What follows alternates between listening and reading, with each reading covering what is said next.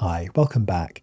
In the last video, we were looking at our zones of control, influence, and concern, and how we can separate these different aspects of a situation in order to create emotional calm and safety for ourselves. I really hope you found that useful, and if you haven't checked it out, do go back and have a look. In this video, we're going to take this one step further by looking at how we can create additional emotional stability for ourselves, especially in those situations where sometimes we can be so overwhelmed by emotion, it can just be like a wave that literally comes crashing over us. And in those instances, it can be really a little bit startling and difficult to know how to respond. And ultimately, this is stress. So to start today, I just want to talk a little bit about the cycle of distress because it's so useful to understand this relationship between our emotional world and the way that we think and the way that we respond and behave, and how these all interact with one another. So, resilience for strong emotions and the cycle of upset. So, first and foremost, if you've ever had a situation where, let's say you feel very upset about something and your thinking might kind of be going off on one about, oh my God, it's absolutely terrible, it's never going to improve, it's always going to be like this, everything's rubbish. And there's a rational part of your brain that knows that this isn't the case, but this is the knowing here. And of course, the thing is, there's a more profound knowing which belongs down here. It's emotional knowing, in a sense. And because everything begins with our emotional experience, it's very difficult to change how we're thinking up here before we've, let's say, addressed and processed how we're feeling down here. We can see from this that we start with emotional distress in a situation. Perhaps we're feeling overwhelmed or under-acknowledged or not taken care of, or whatever the circumstances might be. And then this results in stressed thinking. It could be the always, never, catastrophizing, range of different destructive thinking habits that we're going to go into in the next video. And then the outcome of stress thinking by design will always manifest in stress behaviour. Perhaps you've had an example where, let's say, you've been at school or college or work all day and people have been really frustrating and annoying you and being very irritating. But of course, it wouldn't be appropriate to take it out with those people because they might complain or get into trouble with our seniors at work, for instance. So we keep trying to suppress it and push it down. But then what might happen is we come home in the evening and we see a parent or we see our partner and they just do one small thing wrong. Maybe they don't put enough gravy on our potatoes, or they forget that we like sugar in our tea, whatever it is. And this can be the thing which really, that upset can then manifest completely inappropriately, often with the wrong person. And then this leads to confusion and conflict with them.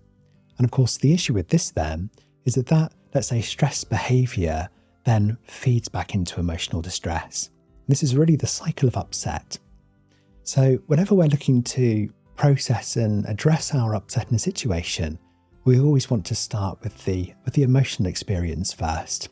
Now, it's important to recognise as well that the stresses that we face today are a very different set of stresses to those that we would have faced historically. And we've covered these before, but I'd just like to very quickly go over them with you again. So the kind of modern day threats we have, well, there are psychological threats. So for instance, poor treatment, such as being bullied or perhaps feeling envious of other people's success. That kind of feeling of envy and jealousy can leave us feeling kind of quite psychologically on edge and a little bit threatened. Then we have feeling unsafe. Maybe it's aggressive neighbours or negative news, or we don't feel safe on the street at night. Again, it's these situations in which perhaps nothing has actually happened, but there's that ominous presence that we are, let's say, under pressure and not feeling able to relax in our environment as much as we would like to. And then we have feeling cornered. So this could be impossible work deadlines, upcoming bills, or incessant phone calls. Essentially, it's that sense that we can't take the time and space that we need to restore and recuperate. So let's consider a technique that we can use for those moments in which we're feeling, let's say, emotionally kind of overwhelmed, and we just want to be able to take a step back and process our experience a little bit more evenly. And we can use something for this called the SIFT technique. And the SIFT simply stands for the sensations that we might experience, the images that we might see, the feelings that we have, and the thinking that may be derived from this experience. So in what kind of situation might you want to use this SIFT technique? Well, generally it'll be for those instances in which you've just experienced a moment of overwhelm. I mean, maybe you've been blamed for something unfairly, or you've just been given a piece of bad news, or suddenly, let's say, a big assignment or piece of work has just come out of nowhere with an undeliverable deadline, for instance. Essentially when we feel that wave coming over us and we need to find a way to compose ourselves gradually and steadily. So the first thing we can do in these moments is we can take a moment to focus upon the sensation. So we can pause and taking this moment just to focus our attention. So we're not trying to quickly escape or avoid or minimize or suppress anything, but we're actually really giving a moment to the sensation to conduct that mental or physical scan of our bodies and looking to see, well, where is this manifesting? If I'm feeling, let's say, worried, or I'm feeling fearful or anxious, whereabouts in my body is this manifesting? And then simply to label this without any judgment attached to it, just to assign it a label so we can offer it a degree of understanding. And then we move to asking ourselves, well, does this create any kind of image or impression for me? So you might close your eyes or soften your gaze and just find a moment to focus and take yourself out of the situation. Take a moment for yourself if you can. And then just notice any images or memories that may emerge for you. Now, sometimes what can happen, because the brain is a pattern matching machine, we might come across a situation where essentially what happens is it activates a prior memory. And if that memory, let's say, is a very loaded one, then that can then be reactivated by the current input. So an example of this, well, I remember I met a man and he was talking to his boss at work and she gave him a certain look and she raised an eyebrow like this.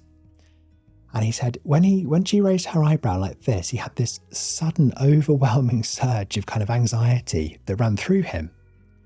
And actually we spoke about this a little bit more and we realised that his mother had always raised an eyebrow just before she was about to lose her temper. And so for him, what had happened there'd been this pattern match in the brain, this recollection of this prior pattern from his childhood.